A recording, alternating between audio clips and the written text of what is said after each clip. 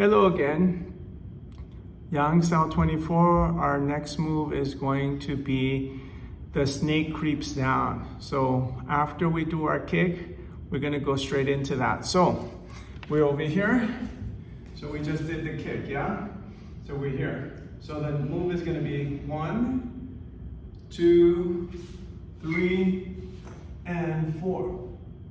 Now, a lot of you are not going to be able to go down that far, so that's okay. So let's just set it up from the kick, right? So we're going here. We did our kick.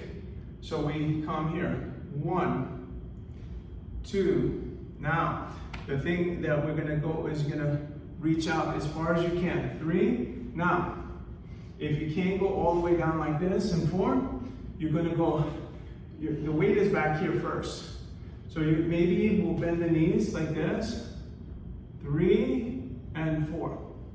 So this is basically single whip, but then you go straight down. So typically in the traditional styles of Tai Chi, you would go from single whip here, then we open up, then we come down like this, right? And it's this kind of move, right?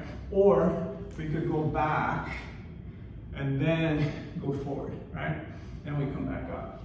But so this is a little different. We do our kick. So we do our kick, boom. We bring our leg here, 1. So we get into the B-can of the single whip. Then we reach out, 2.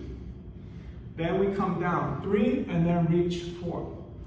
That would be the best move. If you can go all the way down, then you're doing that, right? This is also very, in Bagua, they do this a lot. So snake creeps down is also snake style in Bagua and Xingyi. They have different versions of this. So that was one angle. Let me give you another angle. So let's say I did my kick this way, right? Boom. So I'm coming here, 1. Then I bring in this foot here, 2. Then I slide out my foot, 3. Make my B-can, and then I come down and reach 4. Now, again, if you don't want to go all the way down, that's totally fine. So let me give it to you a different angle. So let me go from here. So this is the opposite angle. So I kick out. So we're kicking out. We go 1, 2, 3, and 4. Again, if you don't want to go all the way down, you just bend both knees and you put your hand here. Hand is up here in a B-can. I know it's a little complicated and requires a little bit of flexibility and strength, but the key is you're gonna play with it. We're gonna work on it in class, but in the meantime, getting down there is the key. So I'm just gonna break it down one more time, and then, because this is a difficult move. So forget about the kick and all of that. Let's just go into the mechanics of going down. So after your kick, you bring your foot in. You want to make sure the feet turn. 1. Then you go 2, right? Then you go 3, right? You're going to bend into this. So it's almost like a side lunge, right?